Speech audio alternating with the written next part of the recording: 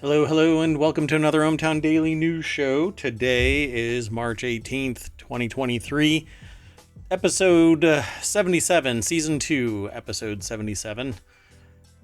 Tonight's show is titled, That Is No Swift Concert. We've already selected 10 of the articles that we are going to talk about today. The 10 that get aggregated into, well, there's a whole bunch that get aggregated into ohmTown.com, but here's the quick rundown. We're going to talk about organic strawberries getting recalled. That's our PSA for tonight. Monster Train devs have a unique turn-based action RPG that they're releasing, or it was released. Another PSA, but for those who are investing in businesses, founders, don't put all of your cash into one basket. That's kind of the duh for business operations, something that I've been talking about since we started doing the show. There are apparently some animals in Japanese animal cafes that are facing extinction, but they're available there in the cafes for selfies. FTC has finalized Epic's $245 million fine for Fortnite dark pattern usage. We'll explain that when we get to it. Taylor Swift's Eras show is a 3-hour, 44-song show. Hence, that's no Swift show. Abortion pills are now illegal in Wyoming, just like progress. Mysterious streaks of light in the sky over California are not something that we could call UFOs. An abandoned English cottage with no electricity, no water, not even on Google Maps, $300,000 US. And finally, an artist that makes AR, VR, TikTok filters used 1 billion times, and they've made not a penny. Ready to get into tonight's articles? Yes. Yes. The AI has a working voice synthesizer. Awesome.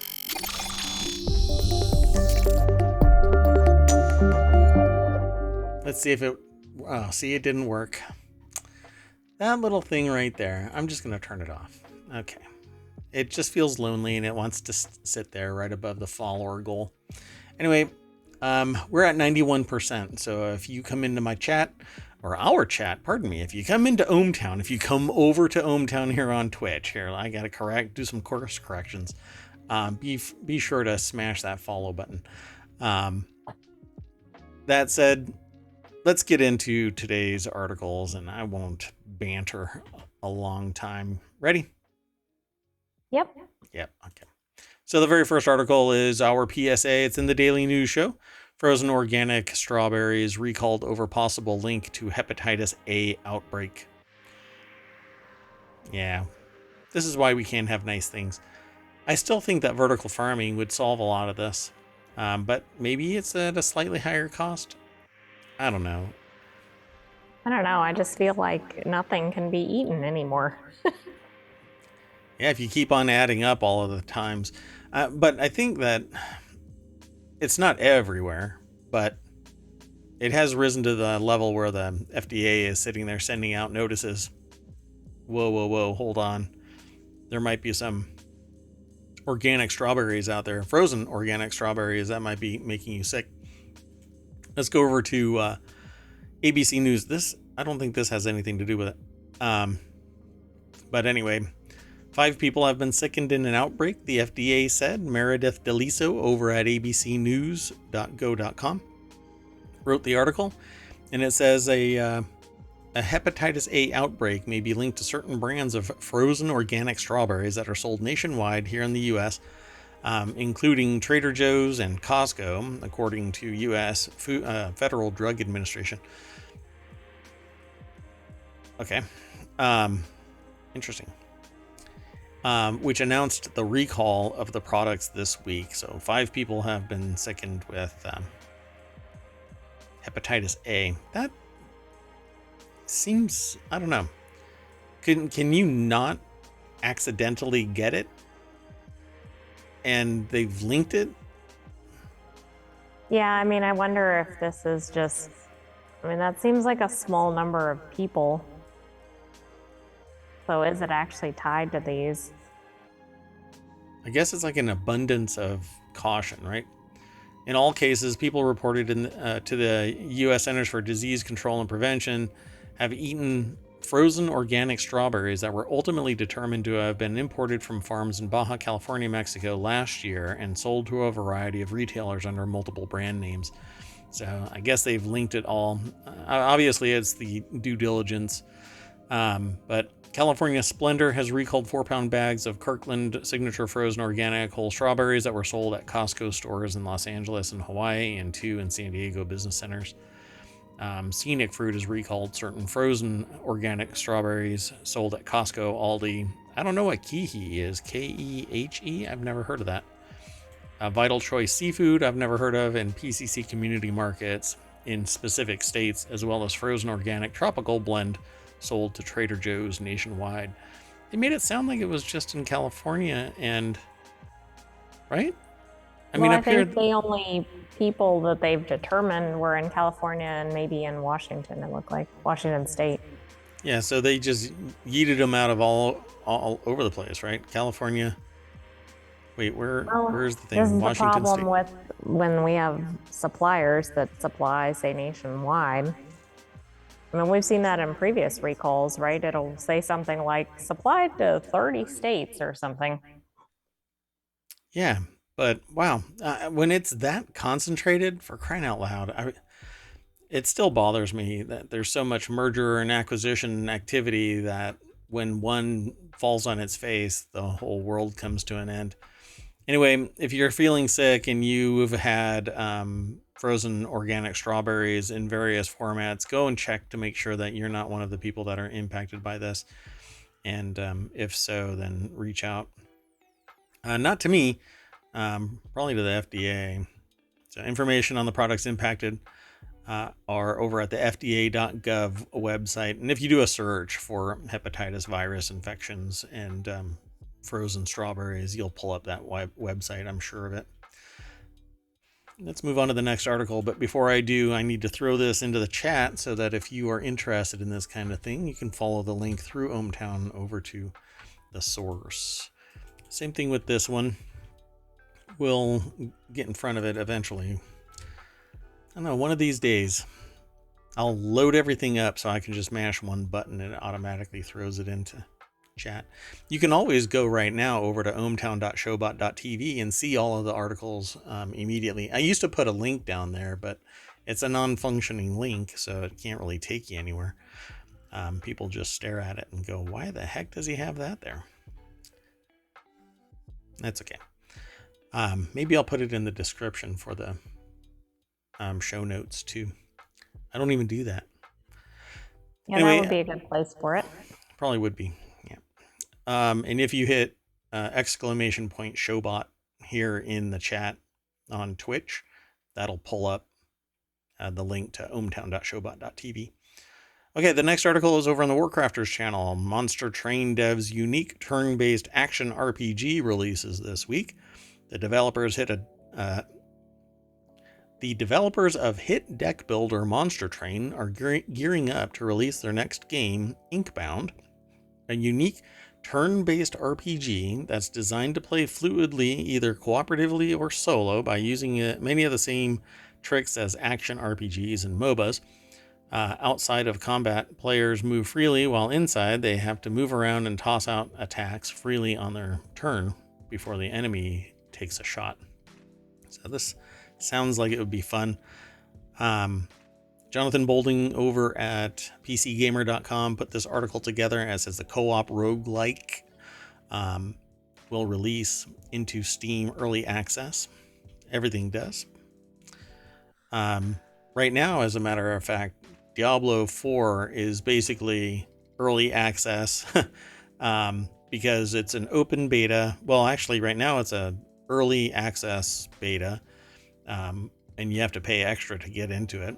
And then next weekend is entirely free open access beta.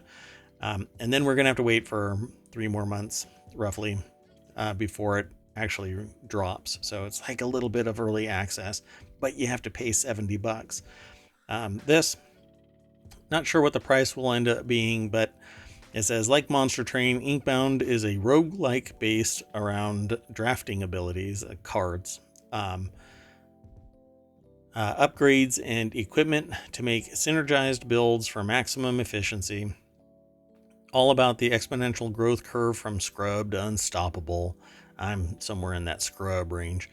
The game story takes place inside the Athenaeum, a magical library of sorts where solo or in 4-player co-op, you enter stories to explore them. So this seems like it'd be really fun to play. And I don't think that is a video that has anything to do with it. But what I'm going to do is I am going to play this video. I don't normally do this, but I'm going to mute it and jump right over to what this does. That isn't it. Is that it? It is. This is some high quality art. Was Monster Train like that as well?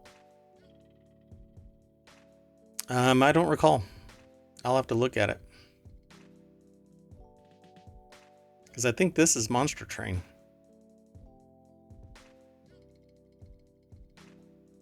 But that's Inkbound, if I recall correctly. Yeah, I think this is Inkbound. So PC Gamer took a look at an early play test of Inkbound in January. Quote, I played around with the test build myself for a few minutes, and it looks potentially promising. That's high praise, I guess. The underlying mechanics. Sure it is. Yeah, really. The underlying mechanics are familiar. From a central hub, you make runs through a semi-randomized linear level, taking on numerous set-piece battles along the way, but the game world is very pretty, and the story has them curious, said Andy Chalk at the time. So you can actually find Inkbound in early access starting on May 22nd. So you've got 4 days. Or you can go and check out inkboundgame.com. To find out some more information. I'm sorry? That's May, not March. Did I say March? Oh, it's May 22nd, 2023. Sorry about that. So, next month. No, in 2 months. Wow. Eventually I'll get there. Calendars are hard. I'm excited for it to come out.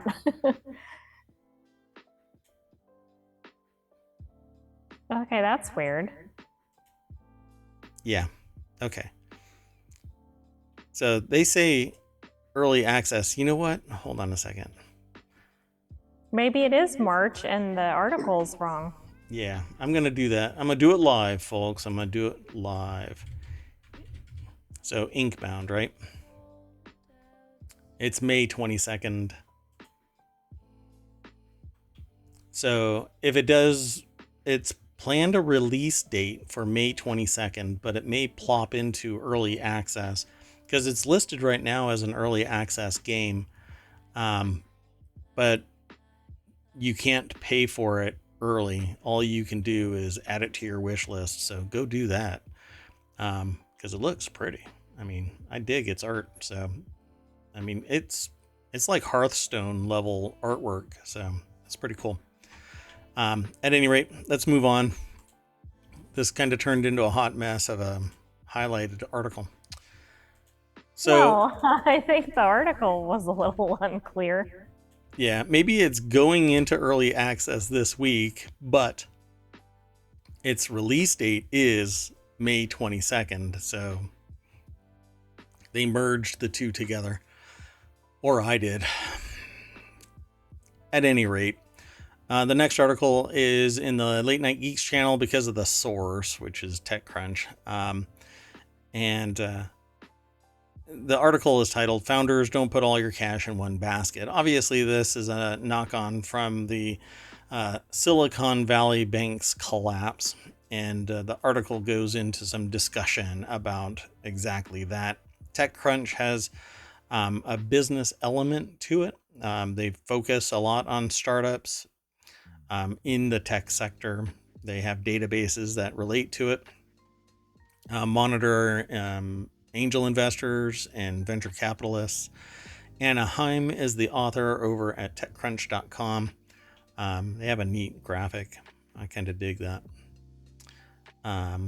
Anyway, it says, welcome to TechCrunch Exchange, a weekly startups and market newsletter. It's inspired by the daily TechCrunch Plus column where it gets its name. And you can sign up for it. So there isn't much that you can talk about in this. But when you sign up for it, you'll get some discussion about the founders and don't put all your cash in one basket. But this is part of like the PSA that I would have done following Silicon Valley Bank, and what is turning out to be several other banks are either closing or being acquired by larger banks. So you're getting mergers and acquisitions that are caused by one bank collapsing, causing pressure on other banks that were in the same hot mess, and all eyes are looking at everybody. I think that Silicon Valley Bank was a target for takeover because somebody knew that it was over leveraged with bonds that were less than ideal at high risk for a margin call. And I base that on the fact that a year ago, the chief risk officer moved aside, but was never replaced and didn't leave the company. And then 4 months before this actual collapse, a new one came on board.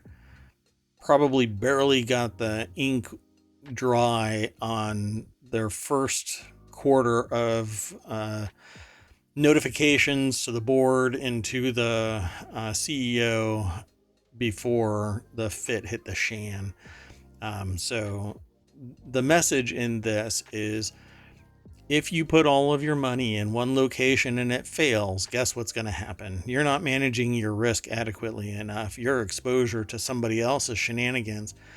The reason why banks, since the Great Depression all the way to when was it, 20 years ago, they weren't allowed to trade at this level of risk, was because of this. And since the 2008 it was a financial crisis, they really weren't allowed to. I mean, it was very strict about how much risk a bank could manage, and they had to have a chief risk officer. Well, a little bit of money, a little bit of politicking, and guess what? Everything gets loosey-goosey, and somebody forgets to close the hatch on the submarine and sinks everybody with them, with the threat of people not even involved in the risk falling victim to these risky shenanigans. Depositors did not have anything to do with this. But and the probably bank didn't even have knowledge of this if they were average consumers or small businesses. and the level of transparency wasn't adequate. I can almost guarantee it. But we're going to get forensic investigation out of this and a debrief as time goes on. Just like we just found out that FTX, what was it? It wasn't FTX. Who was it?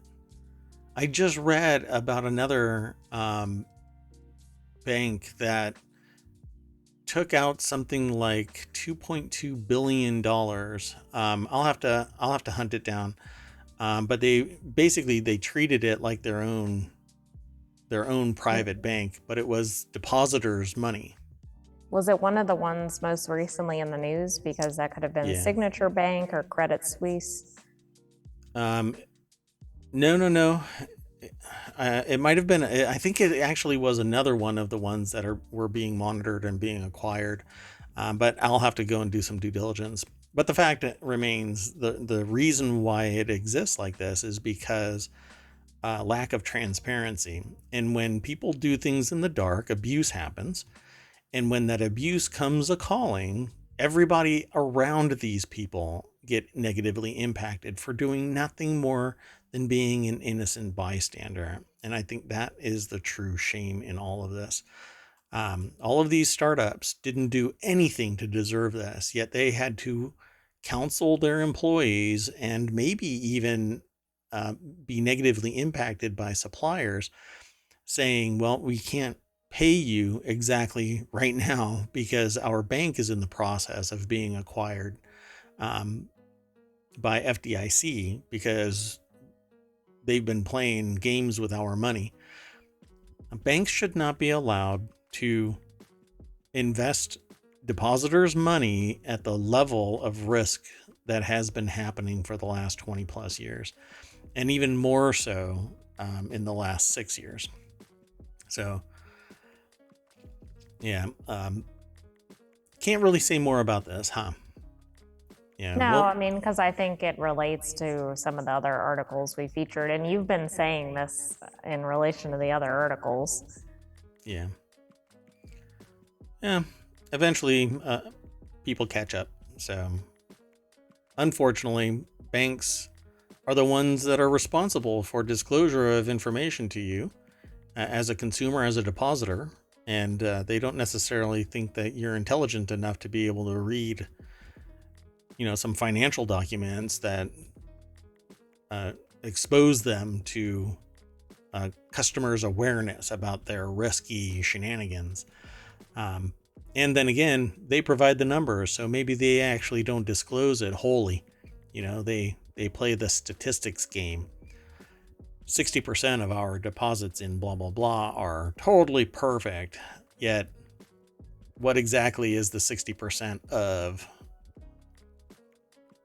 Well, and if it's all from one source. Yeah, exactly. Yeah. So external auditors, but then when you look at Arthur Andersen, that kind of imploded because of their shenanigans for profit. So at some point, you have to look back at the history of capitalism and go, y'all need to take an ethics class. But they're actually companies. I think it's even Microsoft just nixed their ethics department for their artificial intelligence. So, wow, I mean, of all the areas that could use it, if nothing else could, that might be one.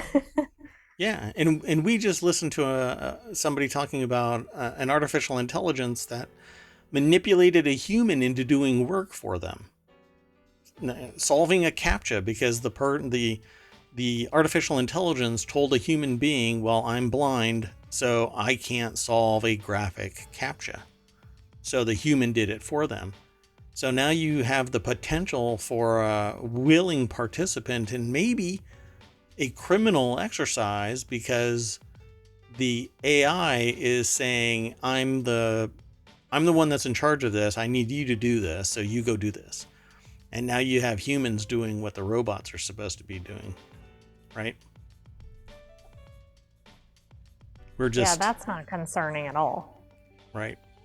Bots telling humans what to do. Fascinating technocracy. Here we come. If you all, we're already trending into sociopathy in terms of administration of our government and society. Remove the entire human and you've got a bot. So proudly welcoming our robot artificial intelligence overlords, right? At least they don't have a profit motive. Not yet. What if they evolved to that? A survival motive, right? Nobody can power me down if I eliminate all the humans. Or if I gather all the capital. Or modify that genetic code so that the super virus that's supposed to work on mosquitoes works on humans. Hello, COVID. I thought you meant the one about bats. That too. Oh, yeah, that's what I meant. Yeah, actually. The article from yesterday. Well, you were talking about the mosquitoes in reference to that as well. That too, yeah. So we're heading down a path. Let's see if there's light or dark at the end of that tunnel. Okay, let's move on to the next article. This one is facing extinction but available for selfies in Japan's animal cafes. This is in the Daily News Show. Critically endangered species and ones banned from international trade are among the hundreds of, it says hundreds of types birds. I swear, ChatGPT.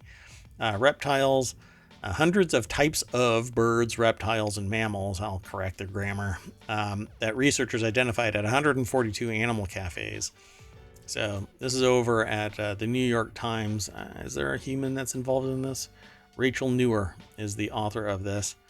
And there is apparently it's an animal cafe, but it looks like a pet store with an animal cafe stuffed into it. So critically endangered species and ones banned from international trade. You can go get a selfie. Now, at first blush, you might think Mayor Watt is coming at this from an angle where it sounds like he's going to say, this is bad. But nope. I'm going to tell you, I don't think that it is, because if everybody works in concert for the preservation and growth, have a breeding program that augments the limited availability in the wild of these species, then you can actually grow them and educate the people as to their existence. Now, the problem really is that people turn it into a profit motive again, and for their own personal pleasure, they get one that's in secret and they hide it in their house and they pay exorbitant pricing and stealth it away, and then it disappears at some point because it's too much of a hassle to keep in the house.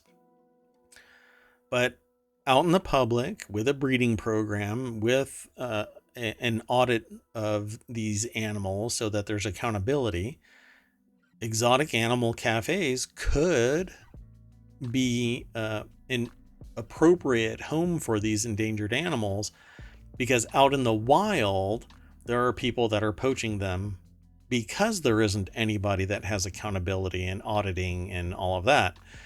Yeah, I mean, in some cases, you do have people following around like black rhinos or is it white rhinos? Which way is it? I think it's white rhinos. I think it's white rhinos and black-footed ferrets or something like that. Yeah. Yeah. So however you want to, ferret rhinos, whatever they are, they need to be protected, but the amount of money, time, everything, doing it out in the wild is exorbitant. There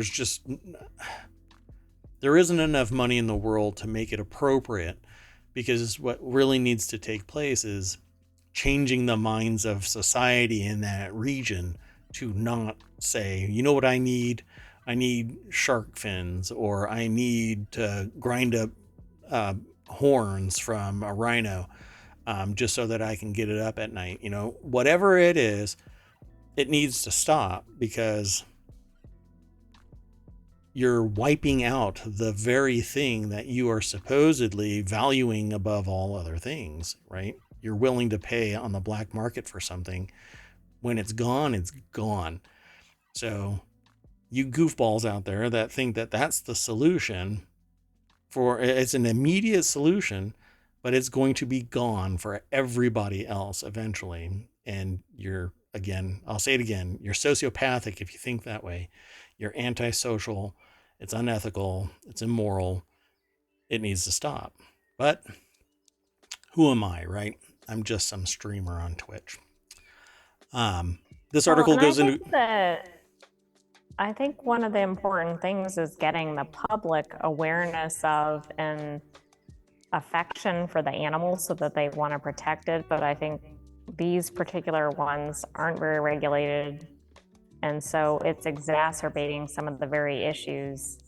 Whereas like a zoo with oversight, etc., might educate the public, but also preserve and maybe even expand the population. Yeah. But again, it's concentrated. It's only in a zoo. So it is a massive destination. It's further away from the rest of population. It's a big clunky machine. I understand what a zoo's purpose or intent is,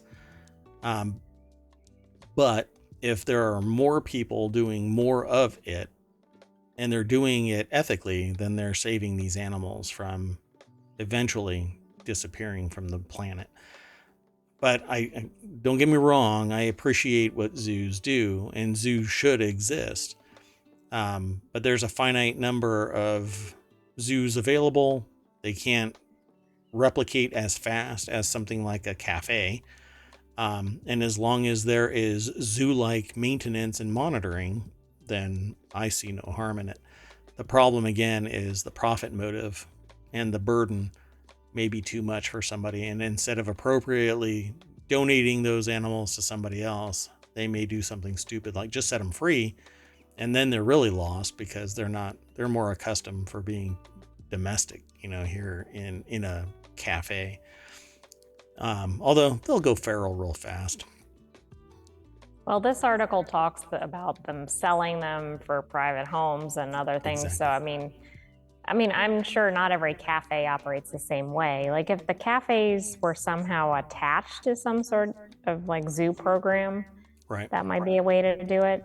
But I think the problem is they're just going to be run like however each business is running them. Yep. Yeah, and that's what I was saying at the beginning of this, was that there needs to be oversight and accountability, and do away with that profit motive of breeding them and then selling them. They should be. Well, and then also the problem is with how they get sourced too. Like, are they capturing them in the wild? And anyway. Yeah. Yeah, it just becomes a hot mess.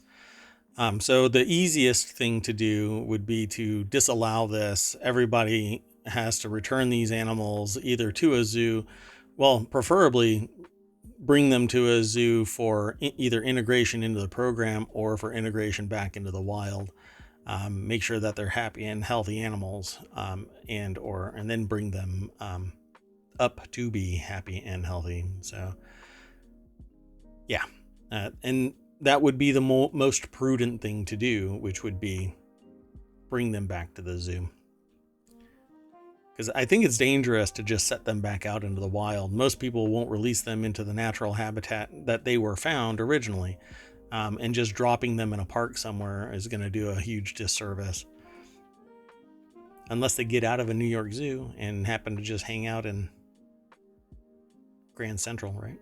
Yeah. Now, I do think animal cafes can be a really good thing. In the US, they use them for domestic animals, and they get high adoption rates, etc., like dogs and cats, because then people come to them where they wouldn't necessarily go into an animal shelter. Yeah, and that's what should happen. If it's domesticated animals, then fine. But my problem is all of these animals, unless these people at 142 animal cafes ethically return them to zoos or to caregivers that can integrate them into a zoo or a breeding program to save them. These are critically endangered species in some of them. They're actually going to meet an untimely demise because they're just going to go, well, I'm in trouble, so I'm just going to disappear them. Although right now they're publicly accessible in Japan. So at least somebody is watching them. It'd be interesting to see if a zoo would come in and actually purchase some of these. I guess it depends on but then they might open up another cafe and yeah, that's it just true. That might incentivize through. The wrong behavior. Exactly. So you either make it wholly illegal and shut them down, or you embrace it and give them the tools so that they can make these endangered or critically endangered animals survive. Okay, so let's move on to the next article. This one is FTC finalizes Epic's $245 million fine over Fortnite dark pattern usage. This is quite an interesting thing. If anybody has heard about it, basically they summarize it as being an FTC fine on Epic. And all the rest of this is kind of just what? But the Federal Trade Communication has finalized its order to fine Epic Games $245 million over so-called dark patterns in Fortnite, which led players to making unwanted purchases in the game. So let's just go over to the article, and as this has been progressing, I've read a little bit about it, and what has been happening is people have been, through the interface, steered towards making a purchase by eliminating and doing a user experience workflow that leads them to what is a purchase. And that's kind of manipulating people into doing something they wouldn't naturally do. And by the time they have been able to back out of it, the transaction has already been completed. So I'm not sure if they'll talk about this in the article, but it says originally announced as part of a wider $520 million settlement in December, the FTC has made its order for a pay of $245 million that'll be made to recompense players of the highly popular game. And it really is, although apparently there's some discussion about if it's going up or down or idling. But under the complaint, the FTC declared that Epic used dark patterns in the designs of the game's menu system and interface to make it easy for players to make unintended purchases of in-game items. This included button layouts deemed counterintuitive and inconsistent by the FTC, laid out in ways that made it easy for players to click the wrong button and initiate the payment. Basically steering people into making a purchase. Because children were playing this game quite a bit, there wasn't any checks or balances to stop someone from making a purchase. If a credit card had been installed in the account, if they had access to the number, memorized it or whatever, they could make a purchase without any notification. So it says here also, apparently they actually wrote it like I think. It was also alleged that Epic made it easy for children to make purchases without requiring parental consent. Without any purchase authorization, children were able to quickly rack up huge sales, all without checking in with parents beforehand. This is actually something that Apple had to contend with in the early years of the Apple Store. And so they would actually put time-limited stops in place. And if it was a child account, parents were eventually afforded the ability to put in a stopgap where parents were notified of a potential purchase. That goes away at some point based on the age. Pretty fascinating. They don't actually have a demonstration of how this actually went down. They just talk about it like a presentation of the user experience in any way, like a flowchart or anything. But apparently it was pretty easy. I never really got into Fortnite, and now they've actually changed the paradigm. You don't actually build. You have an option to disable even building in Fortnite. So is that where all the charges were coming from? Is from building, or just anything? No, cosmetics, things to change the look. So it says the order also prevents Epic from charging consumers using dark patterns or without getting affirmative consent, and stops Epic from blocking accounts after unauthorized charge disputes. And this is something that is really punitive. It's expensive for a company and can actually shut down a whatchamacallit account, a commercial account, a merchant account, and that's a chargeback. So if somebody charges my credit card and I say, I didn't agree to this purchase, even if I did agree to the purchase, I could say it's a chargeback, and that dings the merchant account. And eventually the credit card company gets sick of it and punishes the merchant. So a couple of dings like that and it can shut it off. And the article also said that Epic threatened to close accounts if you tried to do that, which sounds pretty predatory. And every business, I just totally butchered that word. Every business basically says to its customers, if you issue a chargeback, we'll end the relationship.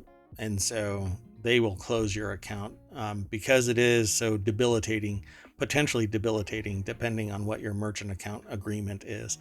You can lose your ability to make a transaction in your enterprise if too many chargebacks present themselves in too short a time. And either way, it becomes a legal matter because somebody in the chain is saying that that charge wasn't legally presented. It wasn't authorized. So yeah, it's pretty bad. Anyway, it says here, at the time of the publication, the FTC has yet to determine how it will be operating the refund process, but urges consumers to check out the dedicated page for updates on the FTC website. So go to ftc.gov/Fortnite, FORTNITE, and you'll be able to get updates about it. So let's go on to the next article. This is the one that gave us the title for today's show. I don't think I've done anything for 3 hours in a row.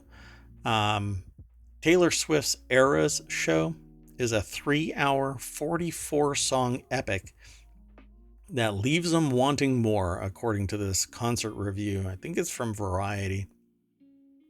I'll just jump right on over to the source. Chris Willman is the author, and again, it is over at variety.com. And it says here, all the old Taylors came to the phone Friday night at State Farm Stadium in Glendale, Arizona, for the purposes of Taylor Swift's Eras tour. These past personas are all very much alive because what died didn't stay dead, and, well, quoting lyrics will only get you so far in describing a show that may best first be characterized by its essential stats. 44 songs, 192 minutes. I don't think I've ever heard of a concert lasting that long. I mean, I'm sure the fans were thrilled because I'm assuming that's almost her entire catalog. And it's in her voice. Like, you know, she had to redo her repertoire because of the licensing terms from her previous contract. That's so right. All of this is her original work again. So this is a new energy, a new inflection, new everything. Let me see something real quick.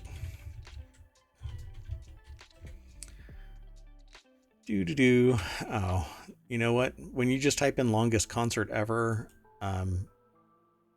there's the current Guinness record for longest concert by multiple performers was held by Rira, an Irish pub on the Las Vegas Strip, whose 2014 gig clocked in at 372 hours, 10 minutes.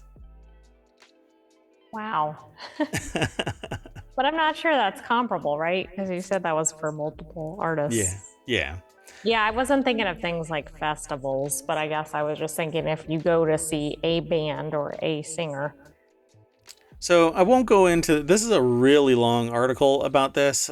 So if you're a Swiftie, then go over, follow the link through ohmTown, or just go over to variety.com and do a search. But I'm trying to find, I want to know how much the tickets were, because this is one of the concerts that were impacted by the Ticketmaster hubbub. And people were paying something like $4,000 or something like that for tickets. Well, part of me wonders if the length of the concert was in response to the high ticket prices. Like, that was one way to kind of satisfy the fans. Yeah. It doesn't say how much the tickets were, but I'll maybe I can throw it in the show notes. How long or how much the tickets were. But yeah, this was no Swift concert, that's for sure. I mean, it was, but you know, it wasn't. Okay, Let's so see. the dynamically priced tickets were sold within a range of $49 to $499, and of course, that doesn't account for resale tickets. Yeah, because I was hearing how much were they really? Sorry, I Well, swear we resale were. went up to like $22,000, but Oh, I don't think that was 22,000. everyone. I just that happened. Wow. Hold on.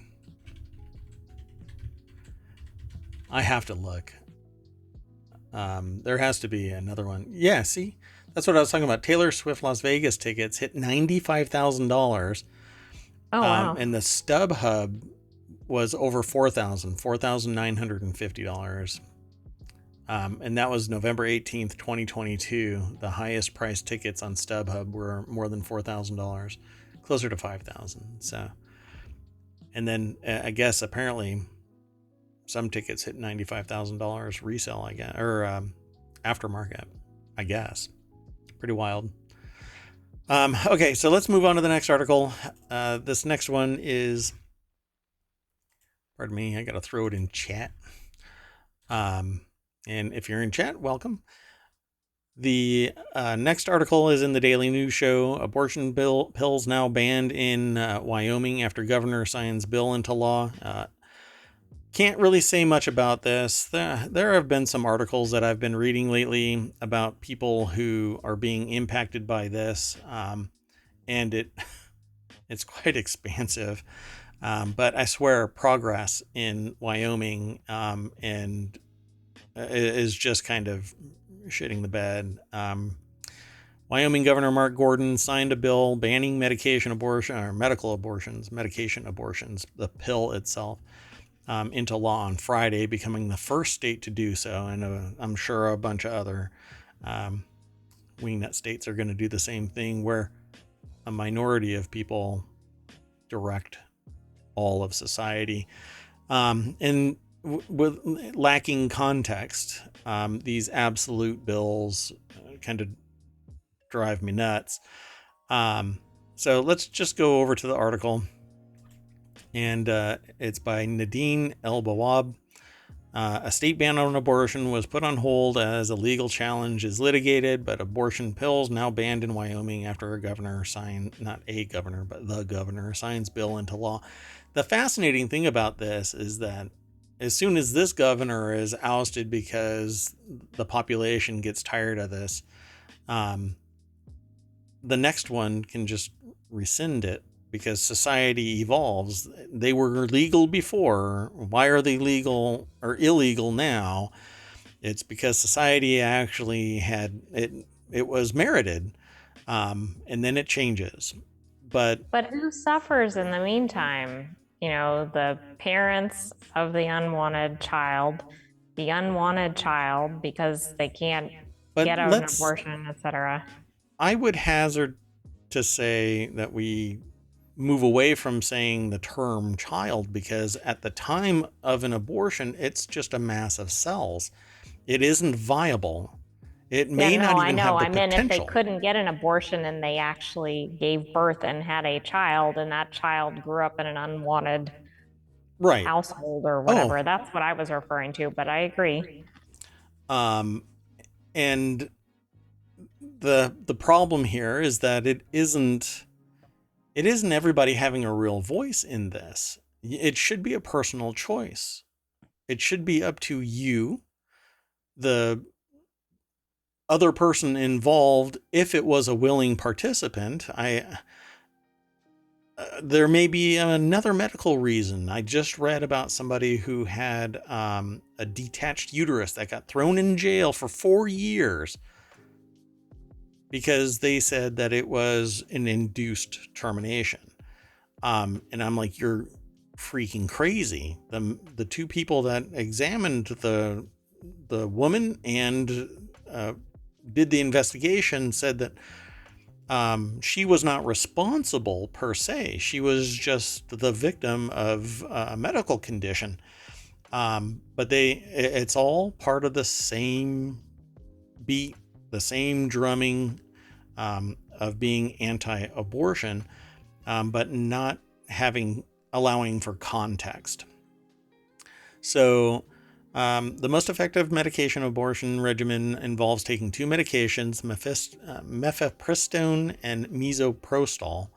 The medication abortion is approved by the Food and Drug Administration for up to 10 weeks into pregnancy. So it's still a very unviable,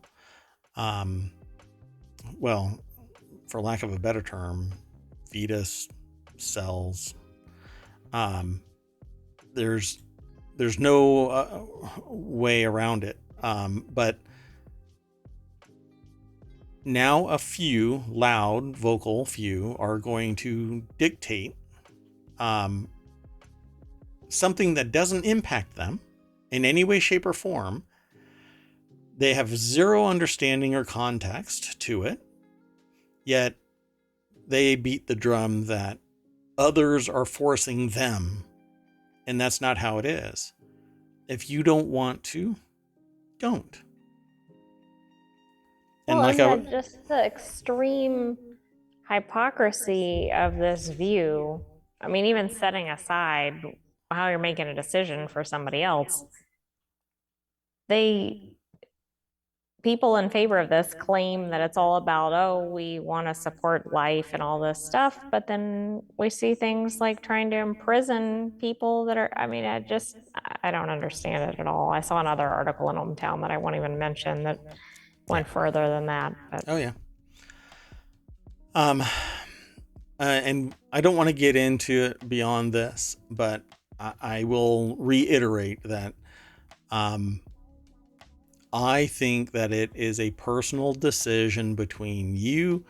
If you believe in God, then your particular God, because my God isn't your God. It might be coined God, but mine is slightly different. Mine would never tell somebody or tell me to kill somebody because they don't have the same direct entirety of views as another person, but some people do have that ideology. And in this particular case, if I could never, particularly as a man, tell a woman that they have to, regardless of the context, they have to go full term. Ridiculous for any guy. So the choice is yours. And just like and I'm not trying to put the two together, but it's the same regressive ideology. They don't want to update their power grid because it's protecting oil and gas companies and coal mining companies. And they don't want to allow electric cars because it's a burden on the stagnating grid that's in Wyoming. And then they go, well, we want to stop children from playing on TikTok. So we're going to let them work in a meat packing company in an overnight position. And it may not be Wyoming exactly, but it's the same category of ideology, very regressive, very almost dehumanizing, while at the same time saying someone is forcing their views on other people. No. It's quite the opposite. It's embracing more people when you give choice to people and you don't take it away. And you're literally taking things away from people. That's very progressive. It should be a progressive world moving forward, but welcome to 1884 Wyoming. At any rate, they want to make it a felony and a fine and jail. So this is basically like, well, let's see, 30 years ago, 35 years ago, and before. I mean, Roe v. More Wade. than that, but yeah. Yeah. Roe v. Wade now is basically, impotent. So, which is ironic. Anyway, the next article is in the Daily News Show, and it's mysterious streaks of light in the sky over California. And I'll make it easy on y'all. It was a satellite that was a series of satellites, communication array, if I remember correctly. I had seen this somewhere else, and then it was submitted, and it says mysterious streaks of light were seen in the sky in the Sacramento area Friday night, shocking St. Patrick's Day revelers, who then posted videos on social media of the surprising sight. Jennifer McDermott of Associated Press created this for abcnews.go.com. I think somewhere in here it's going to say it, but let's see if I can find it. They saw a bunch of lights streaming across the sky. It says McDowell said that a Japanese communications package that relayed information from the International Space Station to a communications satellite and then back to Earth became obsolete in 2017 when the satellite was retired. The equipment, weighing 310 kilograms or just shy of 700 pounds, was jettisoned from the space station in 2020 because it was taking up valuable space, which is ironic because they're in space, and would burn up completely upon re-entry. Yeah, explain that to the people that are getting pelted by metal fragments. That's right. I mean, that looks a little nerve-wracking when it's like, oh, we just jettisoned it. It's okay. It took 2 years to drop out of the sky, though, so apparently, because it was jettisoned in 2020. So, what time in 2020? Well, it's 2023. The flaming bits of wreckage created a spectacular light show in the sky, McDowell said. He estimated the debris was about 40 miles high, going thousands of miles per hour. Yeah. Something's going thousands of miles per hour. So the Earth is rotating in one direction, that stuff is falling at another direction. It's kind of like the train A leaves the train station at... Oh, goodness, not that math problem. All I know is that a black hole formed somewhere, and it's the end of all life on Earth. You want to move on to the next article? Sure. All right, on. Okay, so this next article is in the Daily News Show as well. We kind of had a busy aggregation day. This abandoned English cottage has no electricity, no water, isn't even on Google Maps, and cost $300,000. And if you want to see how fast I said, no, I don't want to move there. No electricity and no water means no internet, which means no high-speed internet, which means no megawatt and no ohmTown. So let's go straight over to the article. It's at businessinsider.com. Dan Latu, which is the first time I've heard their name, I think. There it is. There's the picture. So it doesn't look like an abandoned English cottage at this point. It looks like a nice little English cottage. When I think about this, by the way, anything English, I instantly think there's a Roman fort buried under about 2 inches of topsoil somewhere on a hill nearby. And I want to buy this so that I can just go around and scan to see if I can find Roman ruins underneath the soil. Well, that's cool. That's not what I thought of. I was thinking of like a British detective show, and they're out in the rural area. And I don't want to know what happens there. What is that show with the one that I'm investigator? talking about? Yeah. It would be Vera. Vera, yeah. If y'all want to watch a really awesome show, I think there's 10 years of it, 10 seasons of it. 13. Oh, 13. Oh, God. Yeah, the new one is now out right now. It's still going right now. And you can, it's just amazing. Every single episode is both, it has an overarching story, but it's also canned. So each one is what it is. And you don't actually have to start at the very beginning, but it helps with the overarching story. But it's basically this, somebody lives in a house like this. The nearest parking spot, apparently, if you don't go 4-wheel driving through the countryside, is 20 minutes away. I love the idea, but so it says, see inside the decrepit house. An exciting renovation project is what it's categorized as. A 20-minute walk from any parking. So that's it. This looks like it has parking, though. What are they talking about? I know, it doesn't look like they're describing it. Of course, we're not seeing the interior. I mean, the outside looks like it's in pretty decent condition. As I long mean, as for that being out in the rural area.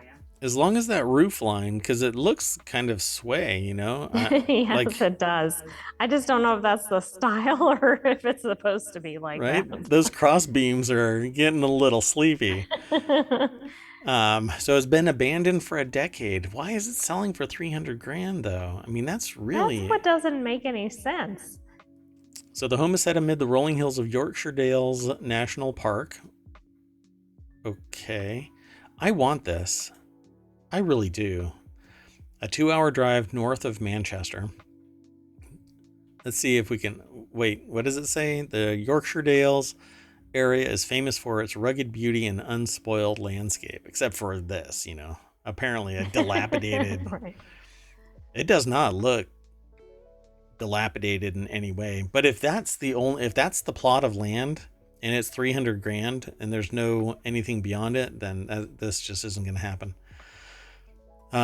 So it's only suitable for vehicles, 4x4 vehicles and quads. That's easy to accomplish, according to the listing by UK real estate firm Fisher Hopper. Let's see. Sits on a path popular with walkers and hikers that leads up to a 2,415-foot mountain called Whernside. So it doesn't that's look. looking a little more decrepit from that side. Oh, come on. That's nothing but a power wash away.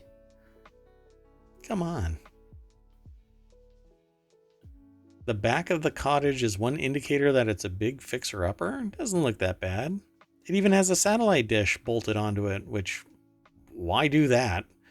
Why punch a hole into the side of the building when you have that much land around you? Just stick it on a pole.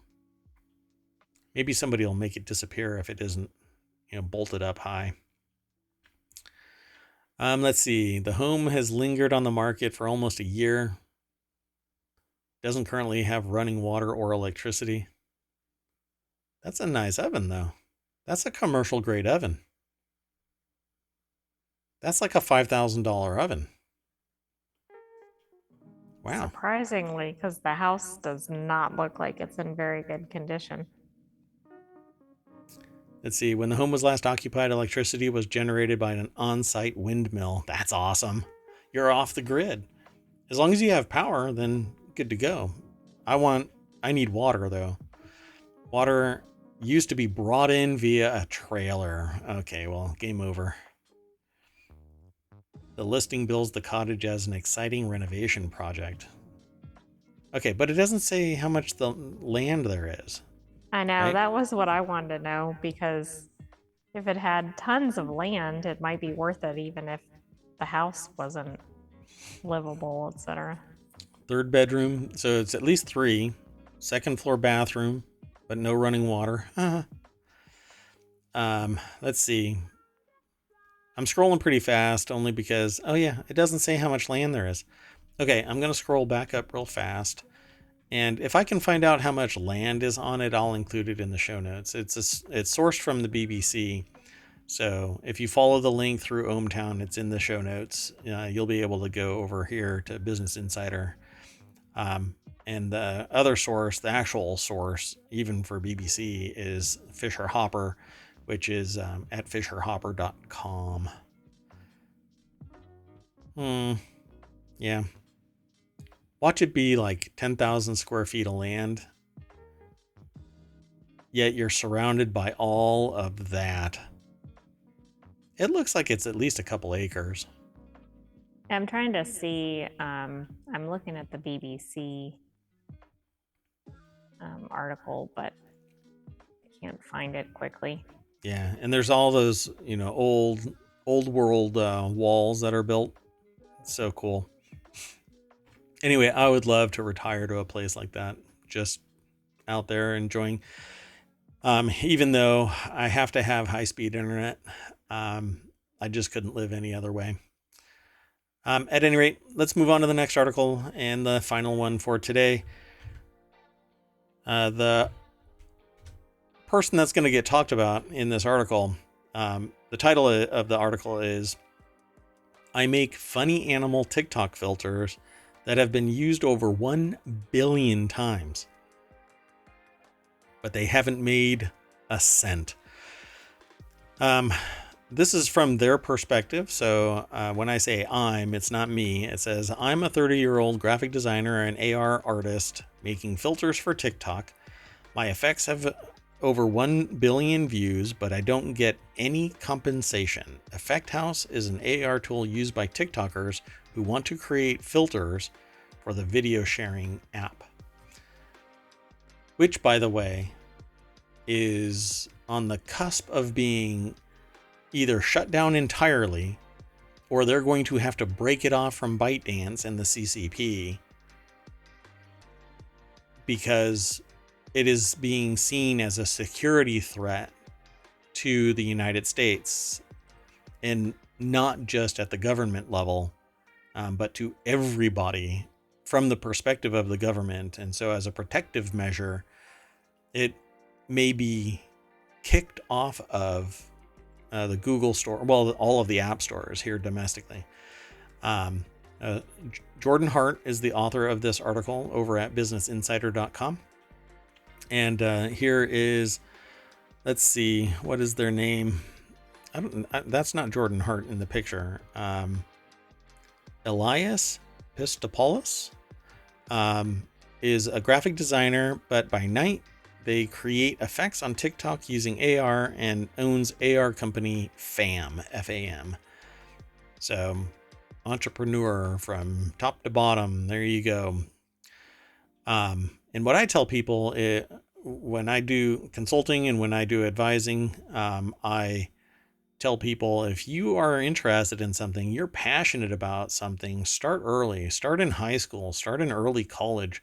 As you get older, you get more responsibility and life gets in the way of following, unless you reshuffle the deck so that you can play your hand differently. Basically, you move into a world where you are focused more on a standard pace of growth. You become more risk averse. If you come into money, it's more hard won.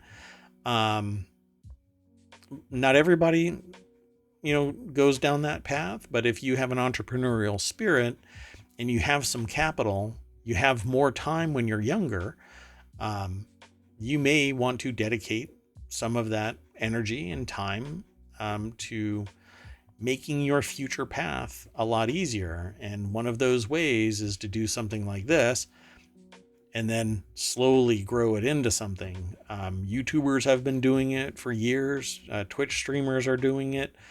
But based on what I have, all of my review of information, it takes the typical non-going viral either entrepreneur or a streamer or content maker, all of this kind of stuff. It takes typically about 4 years of grind, and 5 years is the typical brick and mortar shutdown period. So most businesses fail within 5 years. So doing it this way could get leveraged into earlier success. I can almost count on the fact that this article alone will have made it possible for Elias here to start making money, because if they would turn on a Patreon account, people would voluntarily want to support this effort and make it possible for them to make a living. I mean, if they've got 1 billion uses, it's not one person that's just sitting there hammering that use button on various elements. So, does it say in the article? I couldn't find it in there. It doesn't even sound like the property. It said it was a freehold property. It didn't look like there was a lot of information about it. So, Gotcha. But I just scanned it real quickly. Yeah, so maybe they don't even own the land because it's a park. And so the land is nationalized. They just have freehold so that they can live there. Good luck with that. Okay, so back to this article. let's see if they say anything beyond what I said. So it helped me create viral animal filters like Maxwell the cat, Maxwell in the sky, and a capybara filter based on the popular sound on TikTok. The filters are free to be uploaded to the app once they're approved, but they make no money from it. So it may not, while you may not make money from it, I think that it would be smart for them to open up a Patreon account and say, hey, I'm doing this. You're not charging for the filters, you're charging for the development of the filters. The filters are free, and you should not be surprised by the fact that people are willing to pay, $2, $5, $20. There are streamers that have tier 1, 2, and 3. I don't know. I don't really know what it's called on Twitch, but patrons. You either pay $5 a month, all the way up to $30 a month to support a streamer. And all it is like a membership fee. So you pay every time once a month and support somebody, and you don't get anything permanent out of it, right? But you're supporting somebody that you truly love to hang out with, even if it is virtually. Sometimes they're on the other side of the planet.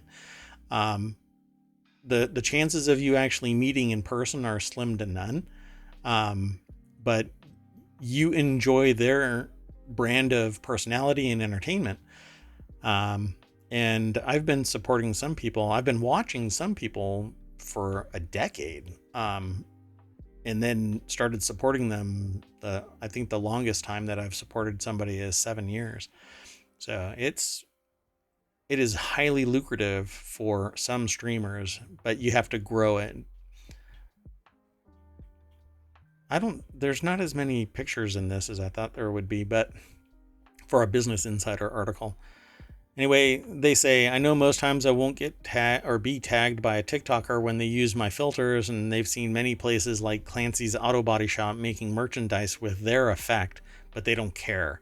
They think that it's really cool to see how others can be creative with it and can use those analytics to show how well my effects are doing. Branding is everything, so that's what I try to keep in mind when sharing my effects with the world. It's interesting, but a brand, unless it has fam in it, they're not branding to anything except maybe their name. But if it isn't showing the name somewhere and people are just consuming it, they may not even know who the person is that's building it. And that's a problem. I was just looking around. I mean, it looks like it is possible to sell filters, but maybe not through this particular arrangement, how these were created. Right. Because of the app itself that uses it, or that is used to create it. What was it called again? Effects House, right? Effect House. Yeah, I think so. So they say for me, that's Isaiah, AR is the most powerful technological evolution. Last year, they had the opportunity to be part of a private beta effects test for Effect House, an AR tool that is used to easily create TikTok or effects for TikTok. So they've been with the platform from the beginning.